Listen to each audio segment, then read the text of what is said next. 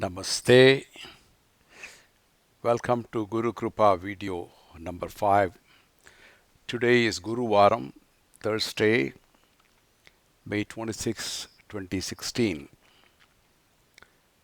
We continue with what Maha Periyava said in the last video number 4. He started explaining what is Dharma. And today we continue his lecture when he explains in very simple terms on what is Dharma and how it should be followed. So quoting him, I start.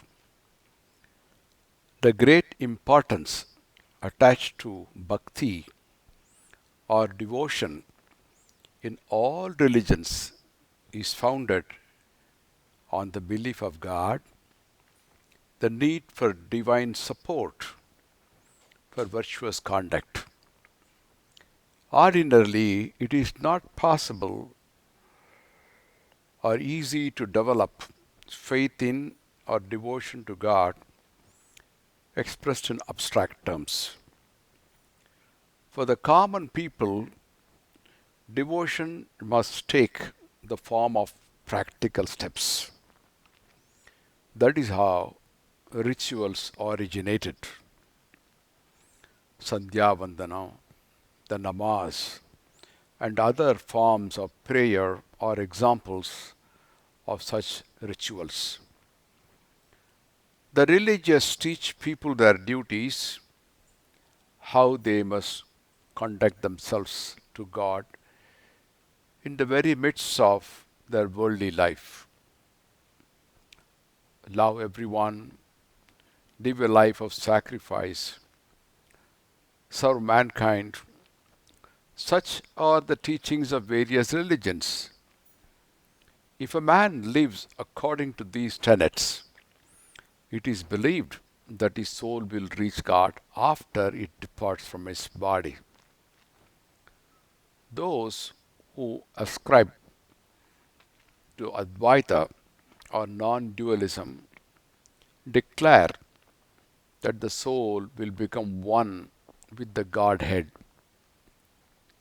According to another system of belief, after reaching the Lord, the soul will serve Him and ever remain happy as the recipient of His compassion. There is no need to quarrel over the nature of the final state. By following one path or another, we attain the Lord, and that will be the end of all our sorrows, all our frustrations, and all our failures in this world.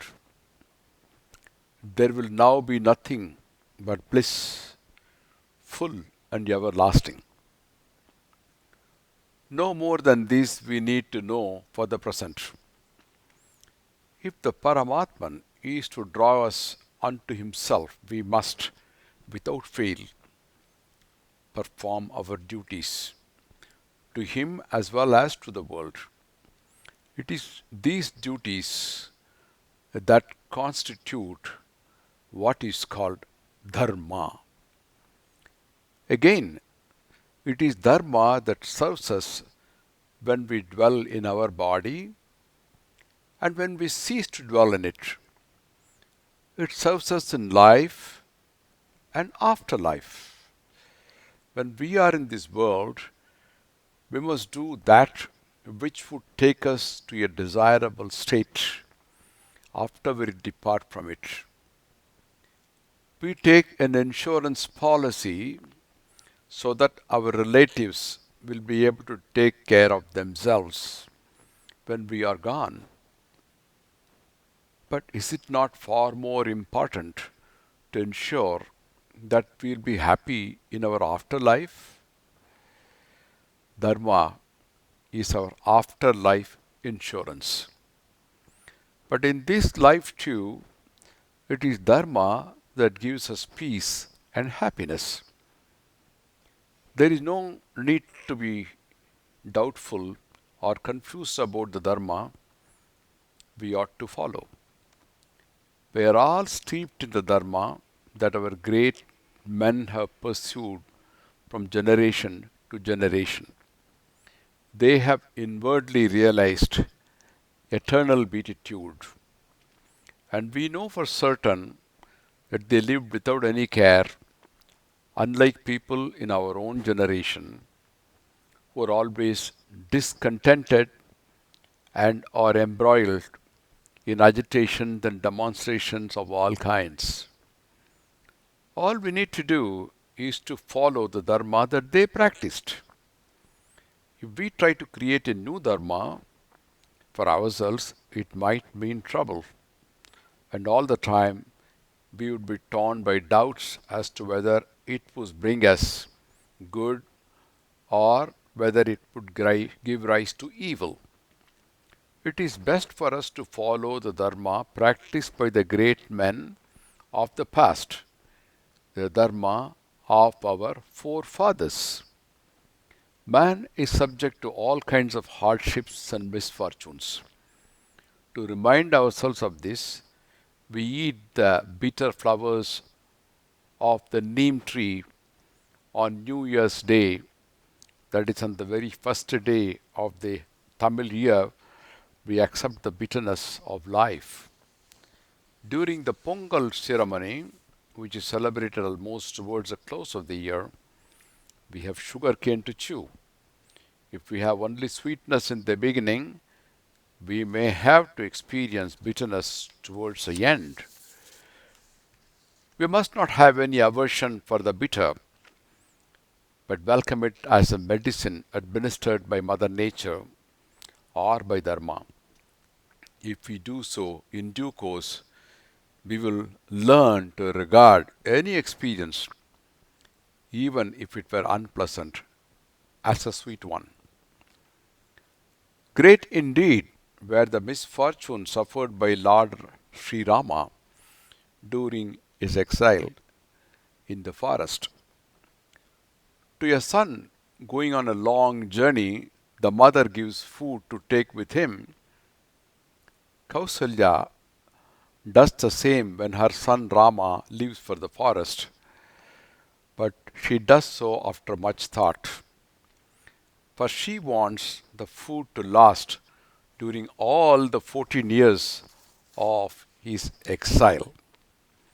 And what is that food? Kausalya gives Rama the eternal sustenance of Dharma. Raghava, she says to him, it is Dharma alone that will protect you. And this Dharma is what you yourself protect with courage and steadfastness. It is the escort of Dharma that the mother provides her son, sent out from his kingdom. Yam palayasi dharmam pam dhritya cha niyamena cha savai raghava shardula dharmastvam abhirakshatu. That is this verse. It was Dharma that brought victory to Rama after all his struggle. If a man treads the path of Dharma, he will win universal respect. If he slips into adharma, unrighteousness, even his brother will turn a foe. The Ramayana illustrates this truth. Sri Rama was regarded with respect even by the monkeys. What about Ravana? Even his brother Vibhishana forsakes him. Dharma and Dharma alone is our protecting shield. How did Ravana with his 10 heads perish? And how did Sri Ramachandra rise with his head held high as Vijaya Raghava, the victorious Raghava? It was all the doing of Dharma. In Tamil we have a saying, Dharmam Talai Kakum. One's religion is nothing but the Dharma practiced by one's forefathers. May all adhere to their Dharma with unwavering faith and courage and be rewarded with everlasting bliss. Conclusion of Maha Periyava's lecture and this Guru Krupa video number 5. Until then, Dharmo Rakshati Raktaha. Jaya Jaya Shankara Hara Hara Shankara Jaya Jaya Shankara Hara Hara Shankara Jaya Jaya Shankara